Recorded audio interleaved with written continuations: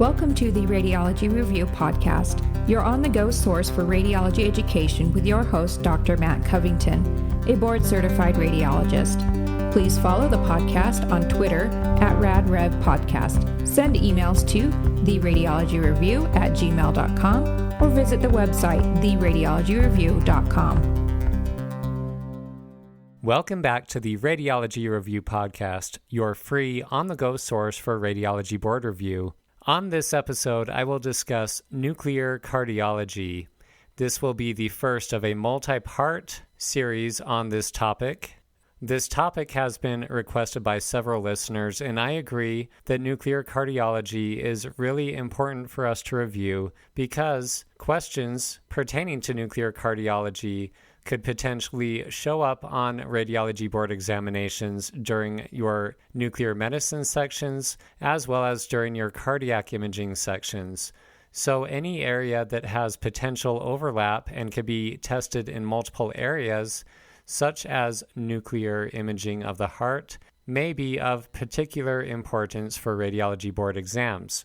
There are also some tricky concepts to cover here, and therefore questions on nuclear cardiology can be the types of questions that distinguish between those who do well on board examinations and those who do not. And for that reason, these questions could also be of maximal importance to you on radiology board examinations. After the episodes have been posted on this topic, I will make a free downloadable study guide available on my website, theradiologyreview.com. Without further ado, let's get into the questions and answers for this episode. First question. Prior to a nuclear myocardial perfusion examination, what are some key patient preparation steps that may improve subsequent imaging? Prior to a nuclear cardiac imaging myocardial perfusion examination, patients should fast for something like 4 hours because that will reduce uptake of the radiotracer in the gastrointestinal system and liver. That is important because the liver and bowel can be very close in proximity to the inferior aspect of the heart, separated by only the thin diaphragm, and your imaging simply will be better if you have less competing activity in the adjacent liver and bowel loops.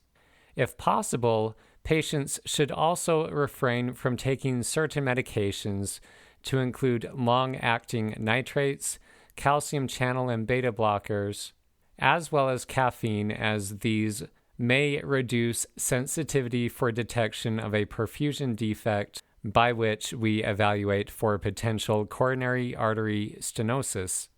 Next question. Is technetium sestimib or technetium tetrophosphate more likely to show liver and bowel uptake on a cardiac imaging study? Technetium tetrophosphate has more rapid liver and bowel clearance compared to sestimib, and therefore, technetium tetrophosphate will have less competing activity in the liver and bowel on a cardiac imaging study. Next question. What is the purpose of adding physiologic or pharmacologic stress to a nuclear cardiac examination? Stressing the patient's heart with exercise, which is also termed physiologic stress, or stressing the heart through pharmacologic stress, increases the sensitivity for detection of coronary artery stenosis. Without stress, nuclear cardiac imaging can detect something like a stenosis greater than 90%. However, when the heart is stressed during imaging, sensitivity for coronary artery stenosis improves to be able to detect a stenosis of something like 50%. So our imaging is much more sensitive when we include stress imaging for myocardial perfusion, and that is why we have developed protocols that include physiologic or pharmacologic stress. Next question. Name some common pharmacologic vasodilators used for myocardial perfusion imaging. Adenosine, dipyridamole, and regadenoson are common pharmacologic vasodilators used for myocardial perfusion imaging. We will talk more about these on subsequent questions. Next question. What pharmacologic stress agent is a specific adenosine receptor agonist with a lower risk of inducing bronchospasm? The answer I am looking for here is Regadenoson. Regadenoson is a specific A2A adenosine receptor agonist that has a lower risk of inducing bronchospasm compared to adenosine or dipyridamole. Note that adenosine typically is associated with the highest risk of side effects, including things like an AV block. Dipyridamole inhibits the breakdown of adenosine, thus raising adenosine levels to cause vasodilation. Remember that these work because when you dilate the vessels of the heart, blood flow will go preferentially to the arteries that are most patent, and arteries that may have a stenosis may see a steal phenomenon effect, whereby blood is shunted away from the stenosed arteries into the arteries that are more widely patent, thus revealing a perfusion defect and thus allowing us to detect coronary artery stenosis. Next question. Which agent has a longer half-life, regadenoson or adenosine? Regadenoson has a half-life of 2 to 3 minutes and therefore may be given as a single intravenous bolus. On the other hand, adenosine has a half-life of only something like 10 seconds, and therefore adenosine must be given as an IV drip.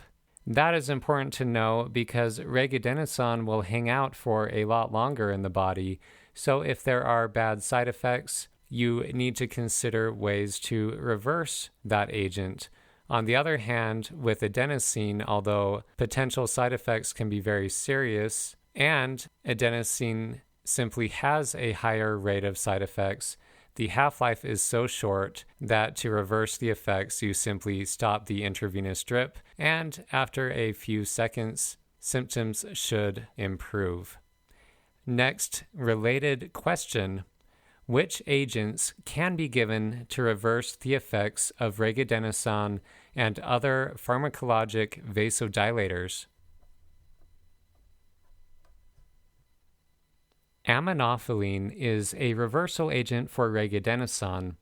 Also, oral and intravenous caffeine, importantly, can provide reversal of the effects of regadenoson. Therefore, caffeine must be avoided prior to myocardial perfusion imaging for something like 12 to 24 hours when using any of the pharmacologic vasodilators in order to obtain adequate pharmacologic vasodilatation and stress. Next question. Which agent has a longer half-life? Aminophylline or dipyridamole? The answer here is that aminophylline has a shorter half-life than dipyridamole.